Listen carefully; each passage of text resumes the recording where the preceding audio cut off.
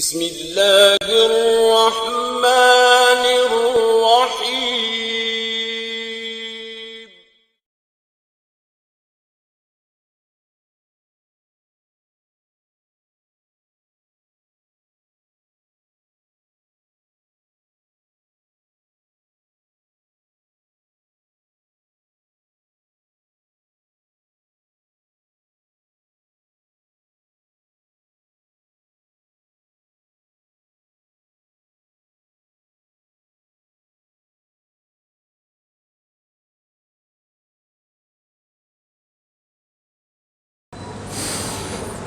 السلام علیکم ورحمۃ اللہ وبرکاتہ۔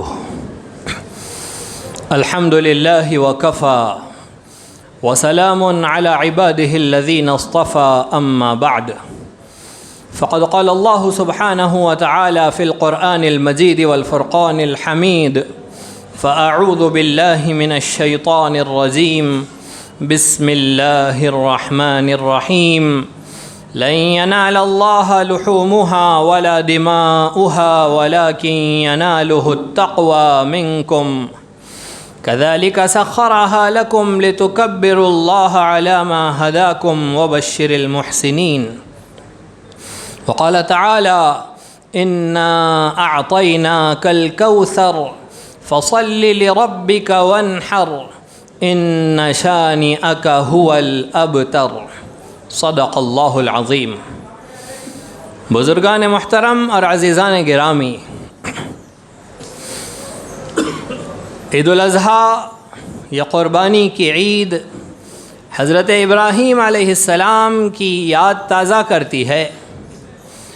حضرت ابراہیم علیہ السلام جنہیں اللہ رب العزت نے امام انسانیت بنایا، انی جاعلک للناس اماما، امام انسانیت حضرت ابراہیم علیہ السلام کا اسوہ و نمونہ قیامت تک کے لیے، ان کی اولاد انسانیت کے لیے اللہ رب العزت نے طے فرمایا۔ تاجدار مدینہ احمد مجتبی حبیب کبریا خاتم الانبیاء محمد مصطفیٰ صلی اللہ علیہ وسلم کو قرآن مجید میں واتبع ملت ابراہیم حنیفا کہ آپ حضرت ابراہیم علیہ السلام کی ملت کی اتباع کیجئے جو کہ یکسو تھے۔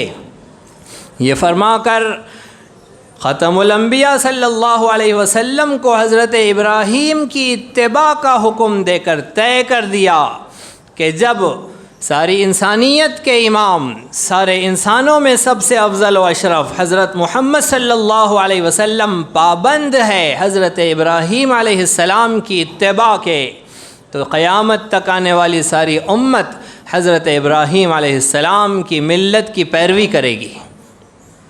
لہذا حضرت ابراہیم علیہ السلام کی ذات گرامی سے، ان کی ساری حیات مبارکہ سے ہمیں جو سبق لینا ہے، آئیے قرآن کریم کی آیات مبارکات پر غور کر کے احادیث نبویہ میں رسول اکرم صلی اللہ علیہ وسلم کے ارشادات میں غور و فکر کر کے حضرت ابراہیم علیہ السلام کی زندگی سے اسوہ و نمونہ حاصل کرتے ہیں۔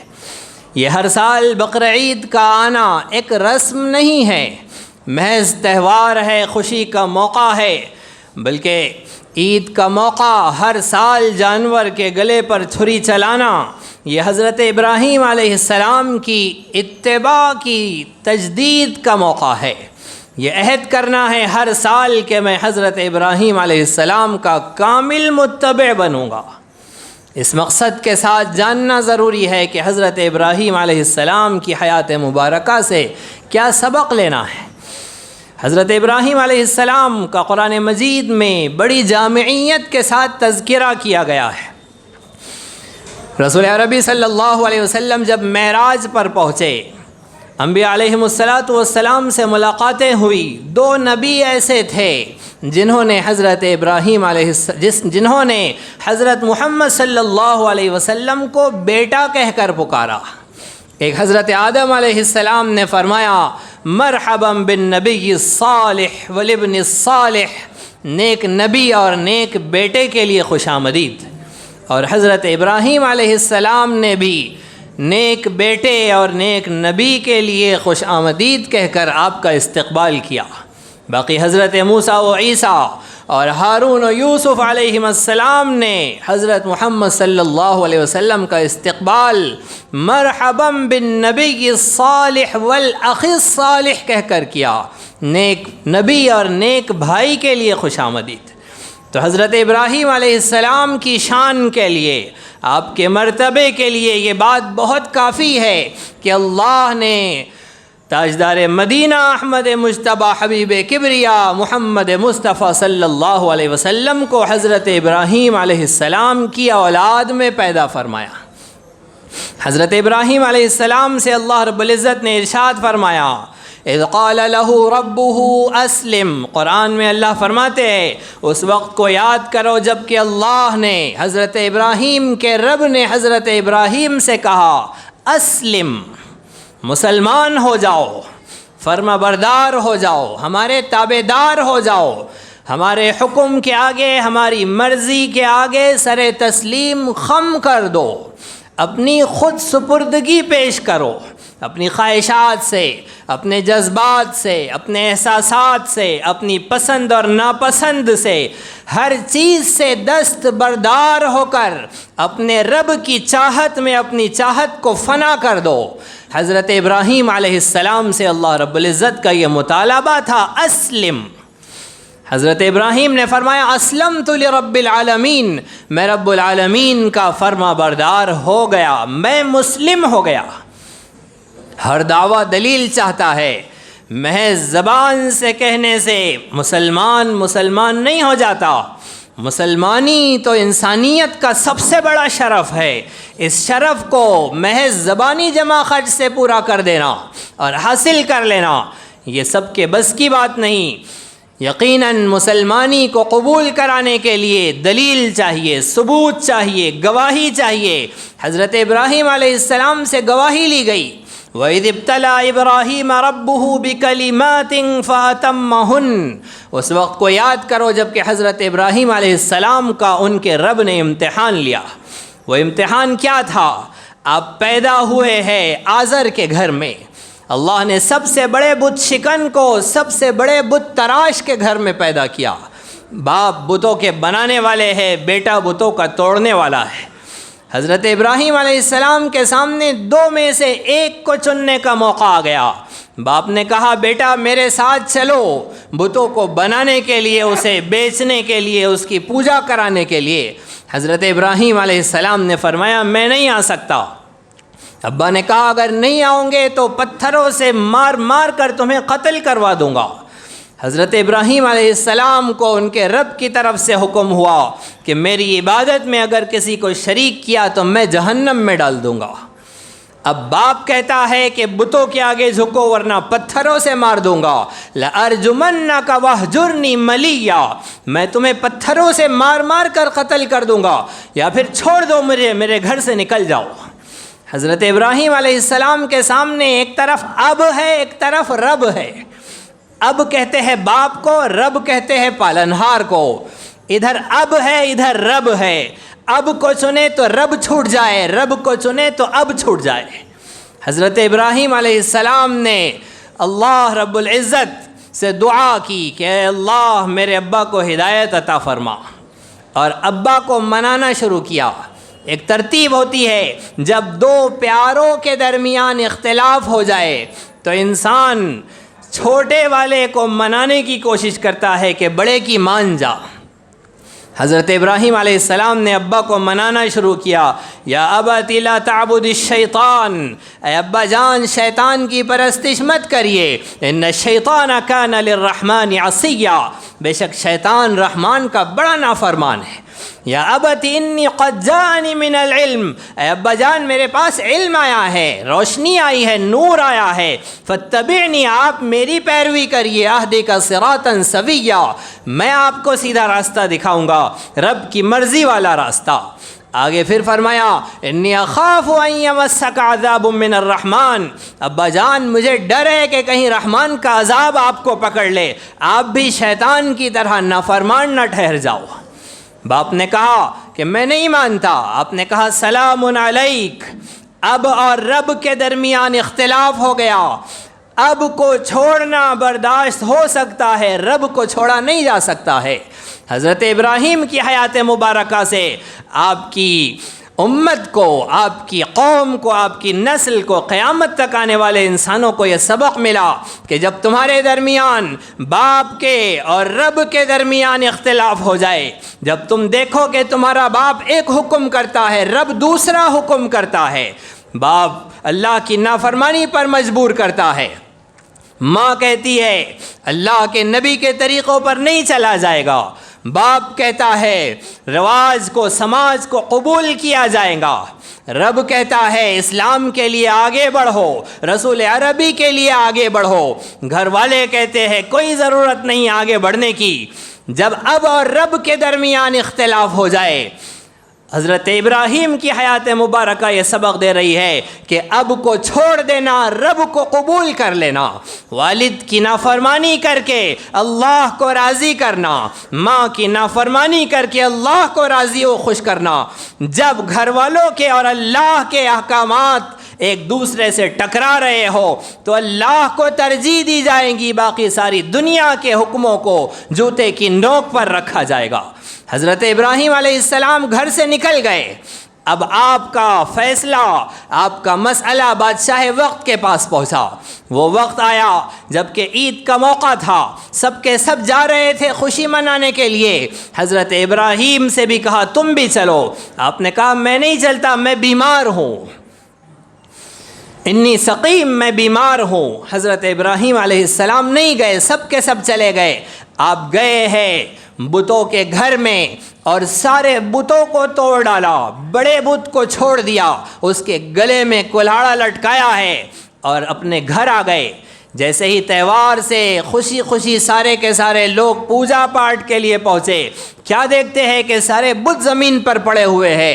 لوگوں نے کہا یہ کس نے کہا، یہ کس نے کیا ہے؟ کچھ لوگوں نے کہا سمعنا فتن یذکرہم یقال لہ ابراہیم، ہم نے ایک جوان کا تذکرہ سنا ہے، اسے ابراہیم کہتے ہیں، وہ تھا ہمارے بتوں کے خلاف بولنے والا، اسی نے کیا ہوگا۔ بادشاہ وقت نے کہا لے آؤ اسے پکڑ کر۔ پوچھا انت فعلت ھذا بآلہتنا یا ابراہیم، اے ابراہیم کیا تم نے کیا ہے یہ ہمارے بتوں کے ساتھ؟ حضرت ابراہیم نے کہا بل فعلہ کبیرہم ھذا، اس بڑے سے پوچھو اس نے کیا ہے، اس کے گلے میں کلاڑا لٹکا ہے، وہ زندہ کھڑا ہوا ہے، اس سے پوچھو، یا پھر جو پڑے ہوئے ہیں ان سے پوچھو، یہ بتائیں گے کس نے کیا ہے ان کے ساتھ۔ لوگوں نے کہا اے ابراہیم یہ کیسے بات کر سکتے ہیں، تمہیں تو پتہ ہے نا یہ بولتے نہیں ہیں۔ حضرت ابراہیم نے فرمایا میں کب سے سمجھا رہا ہوں، جو بول نہیں سکتا، جو اپنا نفع نقصان نہیں جانتا، جو اپنے آپ کو شر سے، خسارے اور نقصان سے نہیں بچا سکتا، وہ تمہیں کیا بچائے گا؟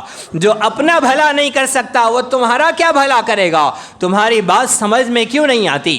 سب نے کہا حرقوہ وانصروا آلہتکم ان کنتم فاعلین، اس نے ہمارے بتوں کے ساتھ یہ حرکت کی ہے، اب اپنے بتوں کی مدد کرو اور اسے آگ میں جلا دو۔ حضرت ابراہیم علیہ السلام کے لیے آگ بھڑکائی گئی، آپ کو آگ میں ڈالنے کی تیاریاں ہو رہی ہے، اللہ نے مدد فرمائی حضرت ابراہیم علیہ السلام کی۔ آگ کو حکم دیا یا نار کونی بردا وسلاما علی ابراہیم، اے آگ میرے ابراہیم کے لیے، میرے یار کے لیے سراسر گلزار و سدا بہار بن جا۔ حضرت ابراہیم علیہ السلام نے آگ کو قبول فرما لیا۔ ایک اعلان کا حکم ہوا ہے بیچ میں، دوسری جماعت انشاءاللہ یہاں 10:30 بجے ہوگی، جو حضرات کھڑے ہوئے ہیں عجلت نہ کرے، اگر دوسری بھی نہ ملے تو تیسری بھی نماز پڑھی جائیں گی۔ عید کی نماز کے لیے مسئلہ ہے کہ اگر نمازیں چھوٹ رہی ہے تو دوسری جماعت بنا کر نمازیں پڑھی جا سکتی ہے، جن کو جگہ نہیں مل رہی ہے وہ پریشان نہ ہو، یہاں پھر جماعت بنائی جائیں گی آپ لوگوں کے لیے۔ حضرت ابراہیم علیہ السلام کے سامنے زندگی اور موت، ان دو کے درمیان ایک کو چننے کا فیصلہ ہوا۔ اگر آگ میں جانے کو تسلیم کرتے ہو تو مرنا پڑے گا، جینا ہے تو پھر بادشاہ وقت کی سننا پڑے گا۔ آگ میں جلنے کو حضرت ابراہیم نے پسند فرمایا، رب تعالیٰ کی نافرمانی کو تسلیم نہیں کیا۔ امام انسانیت کا یہ پیغام انسانیت کے لیے ہے کہ جب جب تمہیں حق و باطل کے درمیان زندگی اور موت کا فیصلہ کرنے کا موقع آئے تو موت کو ترجیح دینا، ایک دن پھر مرنا ہے۔ انسان جس وقت تک موت نہیں آتی، آخری لمحہ، آخری سانس جب تک پوری نہیں ہوتی، نہیں مر سکتا۔ ایک لمحہ نہ آگے ہو سکتا ہے، نہ ایک لمحہ پیچھے ہو سکتا ہے۔ زندگی کی خواہش میں، عیش و مستی کی تمنا میں، من کے چوچلوں کے پورا کرنے کی خواہش میں اگر تم حق سے روگردانی کر رہے ہو، اگر حق سے منہ پھیر رہے ہو، اگر 4 دن کی زندگی بڑھ جائیں گی یہ سوچ کر، زندگی کے 4 لقمے بڑھ جائیں گے یہ سوچ کر اگر تم حق سے منہ موڑ رہے ہو تو خبردار حضرت ابراہیم کو اپنا امام مت کہنا۔ اگر حضرت ابراہیم کو اپنا امام مانتے ہو تو حق کے پیروکار بنو، اسلام کے علم بردار بنو، پھر موت کو چننے کا موقع آئے تو خوشی خوشی قبول کرنا۔ حضرت ابراہیم علیہ السلام کے لیے آگ جلائی گئی، اللہ نے اس آگ کو سدا بہار و گل و گلزار بنا دیا۔ آپ نکل کر چل پڑے ہیں، بادشاہ وقت سامنے کھڑا ہے، اب کیا کرنا ہے؟ یا بادشاہ کی سننا ہے یا اللہ رب العزت کی سننا ہے؟ حاکم اور احکم الحاکمین، ان دو کے درمیان ایک کو چننے کا حضرت ابراہیم کے لیے موقع آیا۔ اگر حاکم کو چنو گے، حاکم کی بات مانو گے تو نمرود ہے جو سجدے کا حکم دے رہا ہے، نمرود ہے جو اللہ کی نافرمانی پر مجبور کر رہا ہے۔ اور اگر حاکم کی نہیں مان کر احکم الحاکمین کی مانو گے تو یہ حاکم وقت تمہیں ملک بدر کر دے گا، تمہیں یہاں سے نکال دے گا، تمہارے جینے کے مواقع اور سہولتیں چھین لے گا۔ حضرت ابراہیم علیہ السلام نے حاکم اور احکم الحاکمین کے درمیان جب اختلاف ہوا تو حاکم کو سمجھانے کی کوشش کی، اس سے کہا کہ تم چھوٹے ہو، تمہیں بات مان لینی چاہیے، میرا رب وہ ہے جو زندگی دیتا ہے اور موت دیتا ہے، ربی الذی یحیی و یمیت، میرا رب وہ ہے جو زندگی اور موت دیتا ہے۔ بادشاہ وقت بادشاہ تھا، موٹی عقل کا، بے وقوف تھا، اس نے جیسے ہی سنا کہ ابراہیم کہہ رہے ہیں کہ ان کا رب زندگی اور موت دیتا ہے، اس نے کہا انا احیی و امید، یہ تو میں بھی کر سکتا ہوں۔ ایک شخص کو جو آزاد جا رہا تھا بلایا، اسے قتل کر دیا، اور جسے سزائے موت سنا دی گئی تھی اسے بلا کر آزاد کر دیا، اور کہنے لگا دیکھو میں بھی زندگی دیتا ہوں، موت بھی دیتا ہوں۔ حضرت ابراہیم نے فرمایا اب اس کی نہیں سمجھ میں آنے والی ہے، باریک دقائق اور مسائل اسے نہیں سمجھا سکتے ہیں، موٹی موٹی بات بولو، علمی گفتگو ان کی نہیں سمجھ میں آتی ہے تو پھر آسمان زمین کی، چاند ستاروں سیاروں کی باتیں کرو۔ جیسے چھوٹے چھوٹے بچوں کو جب اللہ کی قدرت سنانی ہوتی ہے تو کیا کہتے ہیں، اس زمین کو کس نے پیدا کیا، اس آسمان کو کس نے پیدا کیا، چاند سورج ستاروں کو کس نے پیدا کیا۔ حضرت ابراہیم علیہ السلام نے بھی دیکھا کہ اس کے بعد سمجھ میں نہیں آنی، آپ نے کہا میرا رب وہ ہے جو سورج کو مشرق سے نکالتا ہے، مغرب میں ڈبوتا ہے، تم اگر رب ہو تو سورج کو مغرب سے نکال کر دکھاؤ۔ فبہت الذی کفر، قرآن کہتا ہے کہ وہ کافر مبہوت ہو گیا، وہ حیران ہو گیا، اب اس کی عقل کام نہیں کی، وہ چپ ہو گیا، لیکن بات نہیں مانی، حضرت ابراہیم کی مخالفت کی۔ حاکم اور احکم الحاکمین کے درمیان جب اختلاف ہو، امام انسانیت کا انسانیت کے لیے پیغام ہے کہ دنیا کے ملکوں کے، سلطنتوں کے حاکموں کے فرمان کو، ان کے قول کو، ان کے ارشاد کو، ان کے فیصلے کو، ان کے قانون کو جوتے کی نوک پر رکھا جائے گا، اللہ رب العزت احکم الحاکمین کے فیصلے کو نہیں چھوڑا جائے گا۔ اگر امام انسانیت کو اپنا مقتدا و پیشوا مانتے ہو، قربانی کے موقع پر بڑی شان سے جانور لے آتے ہو، ذبح کرتے ہو، حضرت ابراہیم کی سنت کے ادا کرنے کے دعوے کرتے ہو، حضرت ابراہیم کا نام لے کر اپنی تجوریاں بھر رہے ہو، تو یاد رکھو حضرت ابراہیم کا تمہارے لیے یہ پیغام ہے کہ اگر حاکم اور احکم الحاکمین کے درمیان کسی ایک کو چننے کا موقع آئے تو خبردار دنیا کے حاکموں کی رضا اور خوشنودی کے لیے احکم الحاکمین کو ناراض مت کرنا۔ مگر مسلمانوں کے یہاں اور مسلمانوں کے مقتداؤں اور پیشواؤں کے یہاں بالکل معاملہ برعکس ہے. نام حضرت ابراہیم کا لیتے ہیں لیکن چالے عقل سے چلتے ہیں. حضرت ابراہیم کی اتباع اور اقتداء عقل سے نہیں ہوتی ہے، دل سے ہوتی ہے. یہ عشق کی راہ ہے، عشق کی راہ پر دل سے چلا جاتا ہے، عقل سے نہیں چلا جاتا.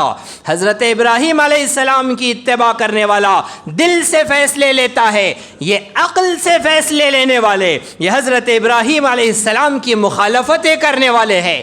یہ فیصلہ لیتے ہیں کہ حاکم ہی، احکم الحاکمین ہی نے تو حکم دیا ہے حاکم کی اتباع کرو. کیا فیصلہ لیا جاتا ہے؟ سمجھدار عقل مند لوگ آئے ہوئے ہیں. زیادہ تفصیل کے ساتھ اگر بتانا ہے، آپ کے چہرے جو بتلا رہے ہیں کہ بات سمجھ میں نہیں آئی ہے تو پھر نمرود کی جیسی دلیلیں دینی پڑے گی. لیکن اگر ہوش رکھتے ہیں، سمجھ رکھتے ہیں، حالات کا جائزہ آپ کے سامنے ہے، اور اگر ماضی قریب سے اور حالیہ واقعات سے آپ واقف ہیں، اور اگر میڈیا کو آپ دیکھتے ہیں اور اسلامک میڈیا قرآن و سنت کی تعلیمات کو بھی جانتے اور سمجھتے ہیں، تو پھر یہ اشارے آپ کی سمجھ میں آ سکتے ہیں.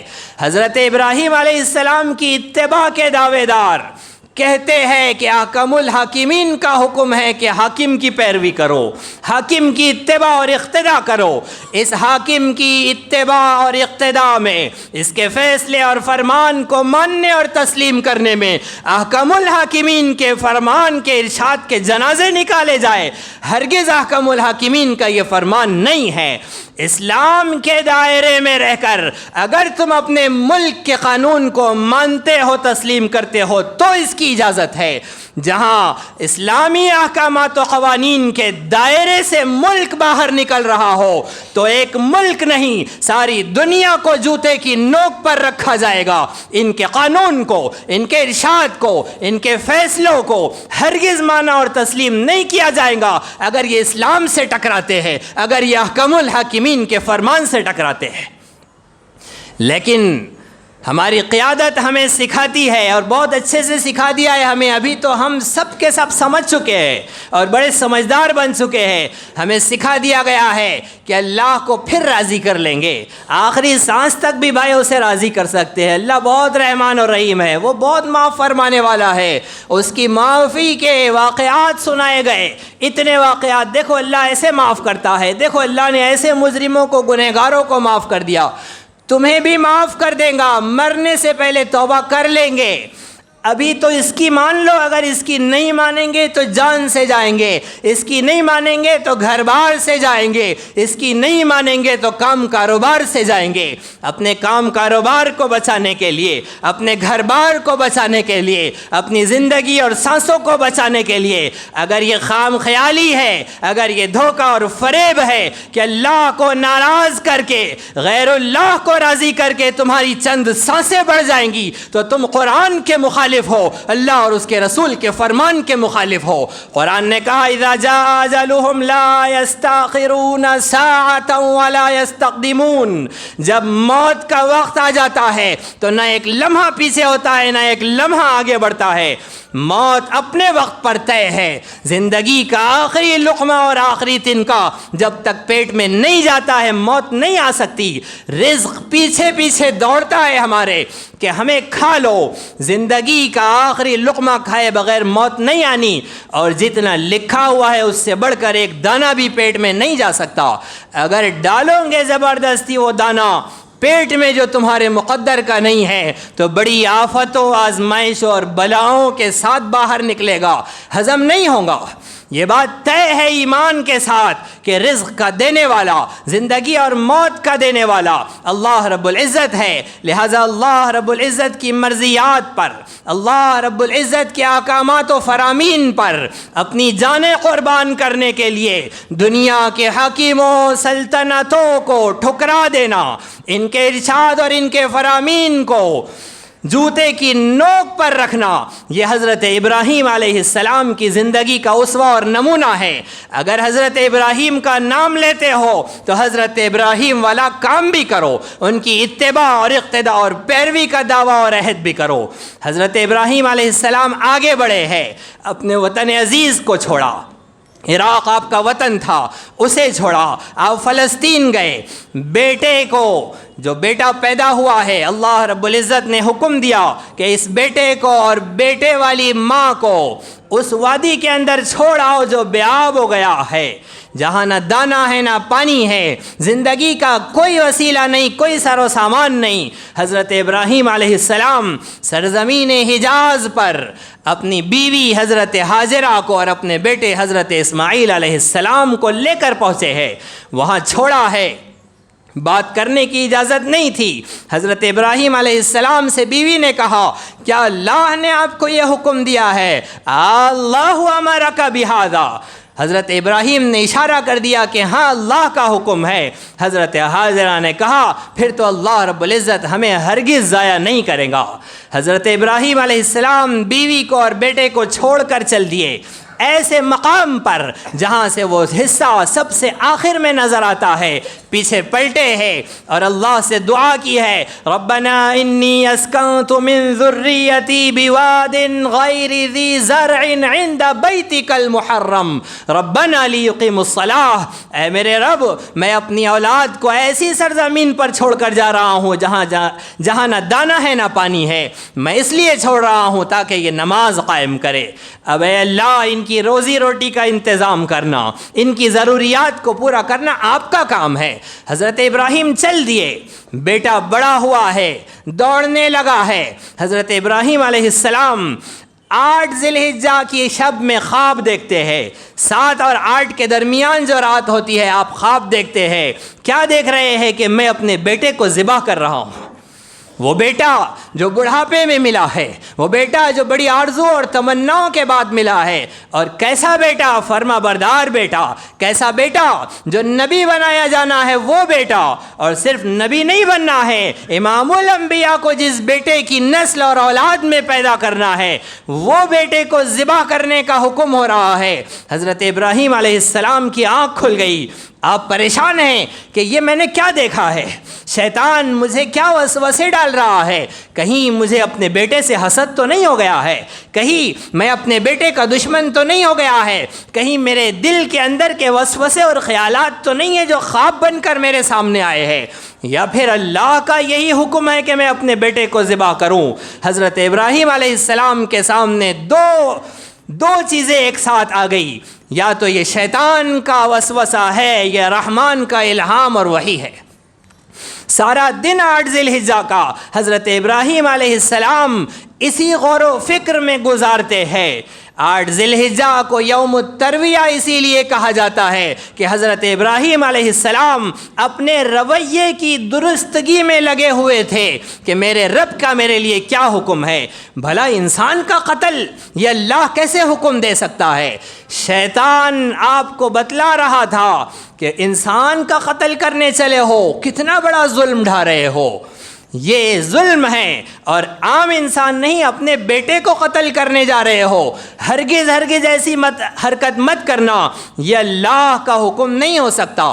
شیطان آپ کو بہکا رہا ہے، آپ کو وسوسے ڈال رہا ہے۔ حضرت ابراہیم علیہ السلام بہرحال غور و فکر میں لگے ہیں، یہ رویے کے درست کرنے کا دن یوم الترویہ 8 اور 9 کی شب میں حضرت ابراہیم علیہ السلام پھر یہی خواب دیکھتے ہیں۔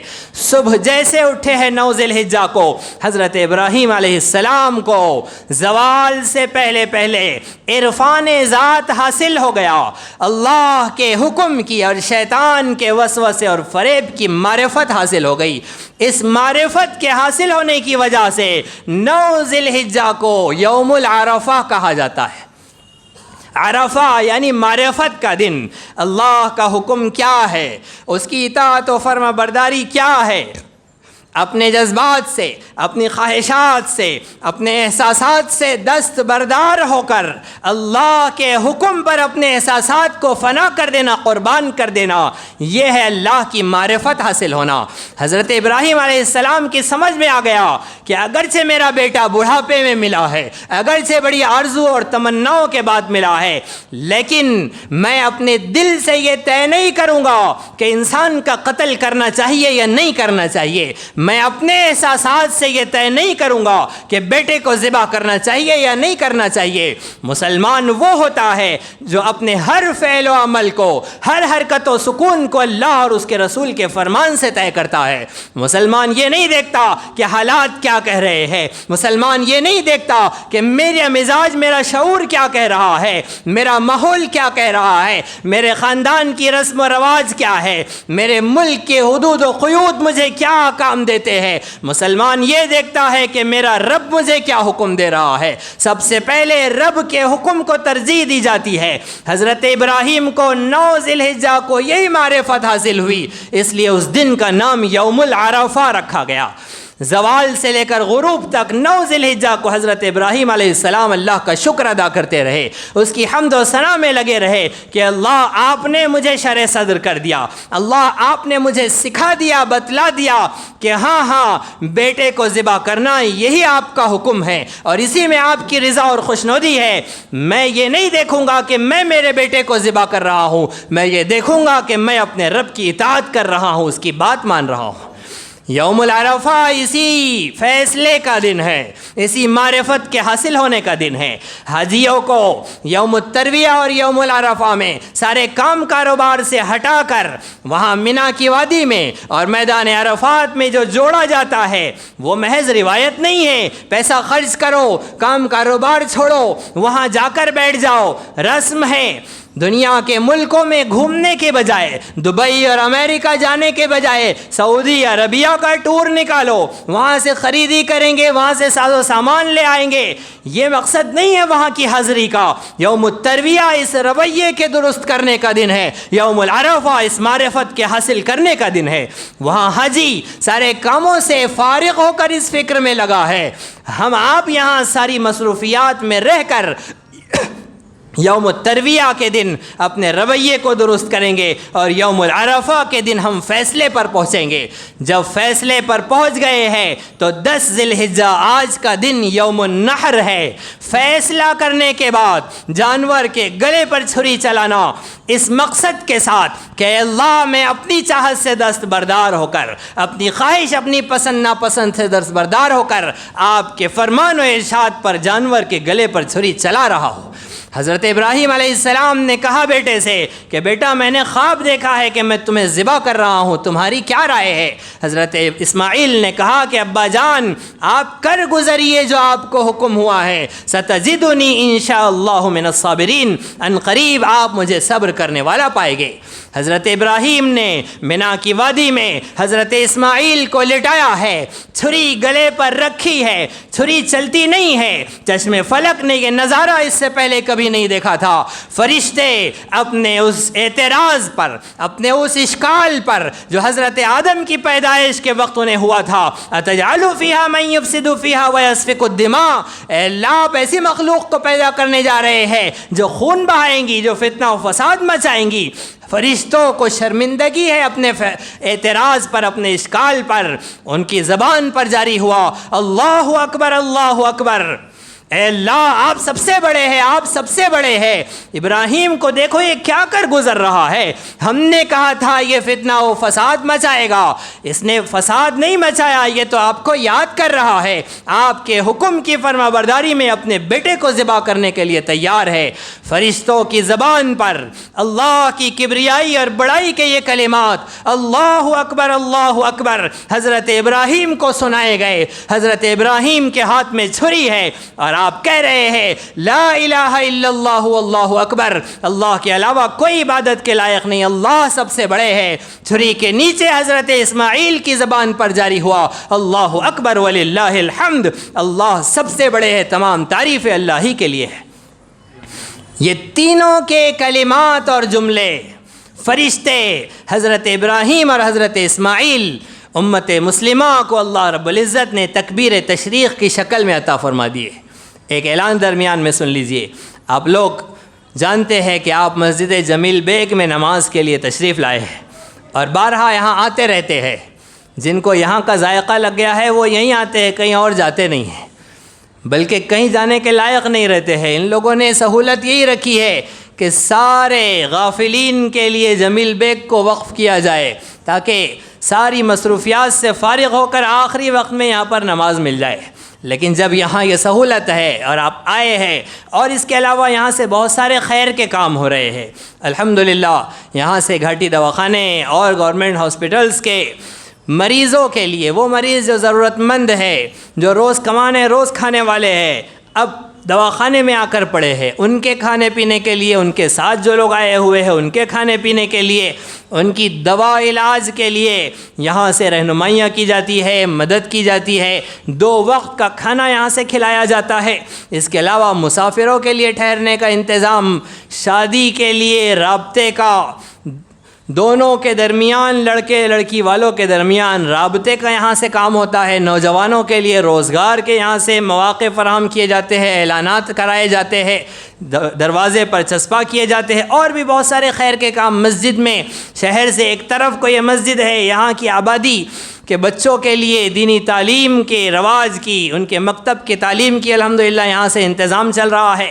آپ حضرات سے درخواست ہے، ان کے نمائندے آپ کے پاس آ رہے ہیں، جاتے ان کا ضرور تعاون کرتے جائیں. ان کے علاوہ اگر آپ لوگ وہاں جا کر رسید بنانا چاہ رہے ہیں تو میرے بائیں طرف، آپ کے دائیں طرف صحن میں آفس ہے، جہاں جا کر تفصیلی معلومات بھی لیجئے.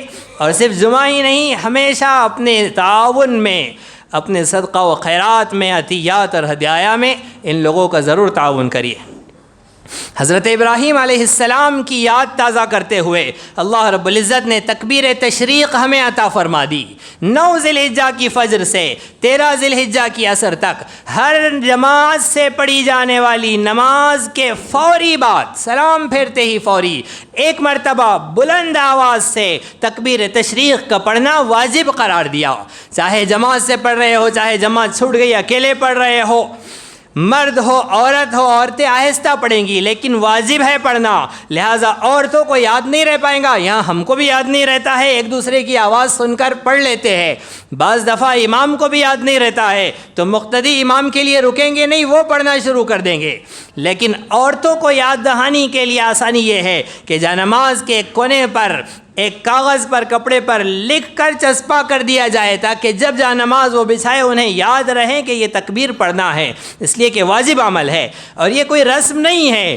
ہر تکبیر تشریق کے پڑھتے وقت ہمیں یہ احساس ہونا چاہیے کہ فرشتوں کی زبان سے اور حضرت اسماعیل و ابراہیم علیہ السلام کی زبان سے یہ کلمات جاری ہوئے تھے. حضرت ابراہیم علیہ السلام کی چھری نہیں چل رہی ہے، اللہ نے جبرائیل امین کو بھیجا کہ جاؤ جبرائیل، جنت سے دمبا لے کر جاؤ. وَفَدَيْنَاهُ بِذِبْحٍ عَظِيمٍ، جنت سے دمبا لایا گیا. چھری چلی ہے لیکن حضرت اسماعیل کی گردن پر نہیں، دمبے کے اوپر. جیسے ہی پٹی کھولی ہے حضرت ابراہیم علیہ السلام نے، حضرت اسماعیل سامنے کھڑے ہیں. تعجب کیا کہ کیسے حضرت اسماعیل ایک طرف کو ہے اور دمبا ذبح ہو گیا. اللہ نے فرمایا ان ھذا لہو البلاء المبین، یہ آپ کی کھلی آزمائش تھی جس میں آپ کامیاب ہو گئے. حضرت ابراہیم علیہ السلام کی اس یاد کو تازہ کرتے ہوئے جانور کے گلے پر چھری چلانے کا ہر صاحب نصاب کے لیے حکم ہے، اس پر واجب ہے کہ وہ اپنی طرف سے قربانی کرے. حضرت ابراہیم علیہ السلام کی اصل سنت تو وہی ہے کہ بیٹے کے گلے پر چھری چلانا ہے، لیکن جانور کے گلے پر چھری چلا کر اس کی یاد تازہ کرتے رہنا ہے، یہاں تک کہ جب وہ موقع آ جائے کہ ہمیں اپنی جان اسلام کے لیے قربان کرنے کا موقع ہو، اپنی اولاد کو اسلام پر نچھاور کرنے کا موقع ہو، اس وقت ہم اس کے لیے بھی تیار ہو. یہ جانور کے گلے پر چھری چلانا محض رسم نہیں ہے کہ ایک رسم ہے، ایک فارمیلٹی ہے جو پوری کر لی ہے اور ہو گیا ہے، ایسے نہیں ہے. حقیقت یہ ہے کہ ہر سال جانور کے گلے پر چھری چلا کر یہ عہد تازہ کیا جائے کہ اللہ جب آپ کو، آپ کے دین اسلام کو، آپ کے محمد مصطفیٰ کی عظمت و ناموس کو جب ہماری گردن کی ضرورت پڑے گی، جب ہماری اولاد اور نسلوں کی گردنوں کی ضرورت پڑے گی، تب یہ بھی حاضر رہے گا. اس عہد کی تجدید کے لیے ہر سال قربانی کرائی جاتی ہے۔ ہم نے جانوروں کو پکڑ لیا اور اپنی گردن بچانے کے لیے ہر طرح کا سودا ہمیں منظور ہے۔ اگر حاکم وقت کو راضی کرنا پڑا اپنا گلا بچانے کے لیے تو ہم اللہ کو ناراض کرنے تیار۔ ہم باپ کو ناراض نہیں کرنا چاہتے، اللہ رب العزت کو راضی کر دیں گے۔ ہم کاروبار میں سیٹ کو، باس کو، چیئرمین کو اور صدر کو اور مینیجر کو سب کو راضی کر دیں گے، اس لیے کہ روزی روٹی لگی ہوئی ہے۔ اللہ رب العزت کی رضامندی کی کوئی فکر نہیں ہوگی۔ کمپنیوں میں کام کے ضابطے ہیں، قوانین ہیں، اللہ کی نافرمانیوں سے ہو کر گزرنا پڑے گا۔ ایسے لقمے جو اللہ کی نافرمانی کے بعد آ رہے ہو، اس سے بہتر موت ہے۔ اے طائر لاہوتی، اس رزق سے موت اچھی جس رزق سے آتی ہو پرواز میں کوتاہی۔ اگر اللہ کے احکامات و فرامین کو توڑ کر اس کی نافرمانی کر کے اگر لقمہ مل رہا ہے تو ایسا لقمہ حرام، اگر سانسیں مل رہی ہیں تو ایسی سانسیں حرام، اگر زندگی مل رہی ہے ایسی زندگی حرام۔ ہمیں ہر سودا منظور ہے، اللہ اور اس کے رسول صلی اللہ علیہ وسلم کی نافرمانی ہم نہیں کر سکتے۔ ہم ہر چیز برداشت کر سکتے ہیں، اللہ اس کے رسول صلی اللہ علیہ وسلم کی عظمت و ناموس کا سودا نہیں کر سکتے۔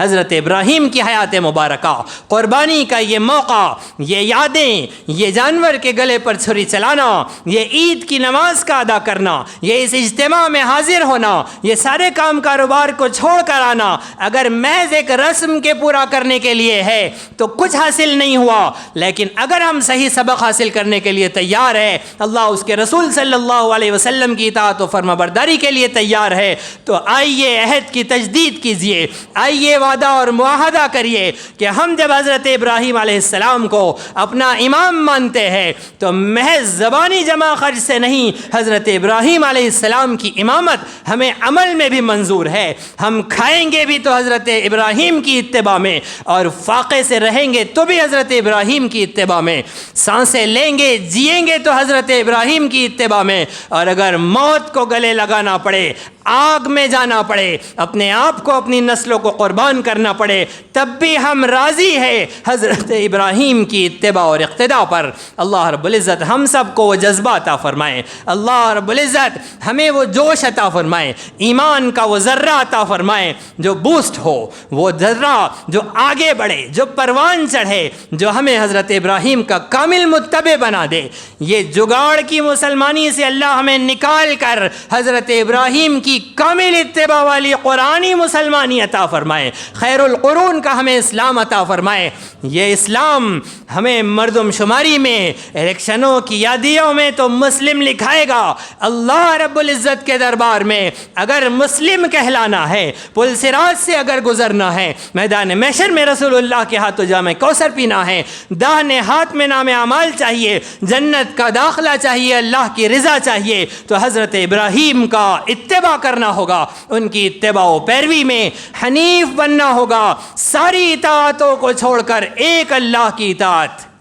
لا طاعت لمخلوق فی معصیت الخالق، خالق کی نافرمانی میں مخلوق کی کوئی اطاعت نہیں ہے، کوئی فرما برداری نہیں ہے۔ اللہ رب العزت ہم سب کو صحیح سمجھ عطا فرمائے، صحیح فہم عطا فرمائے، جرأت و ہمت عطا فرمائے، ایسی جرأت و ہمت ہو کہ ہم آگے بڑھے اور جنت کا راستہ طے کر سکے۔ اللہ رب العزت ہم سب کو رواج کو، سماج کی گٹھ بندھنوں کو، ان کی جکڑوں کو توڑ کر حضرت ابراہیم کی اتباع و اقتداء پر آگے بڑھنے کی ہمت، جرأت اور توفیق عطا فرمائے۔ آمین۔ وآخر دعوانا ان الحمد للہ رب العالمین۔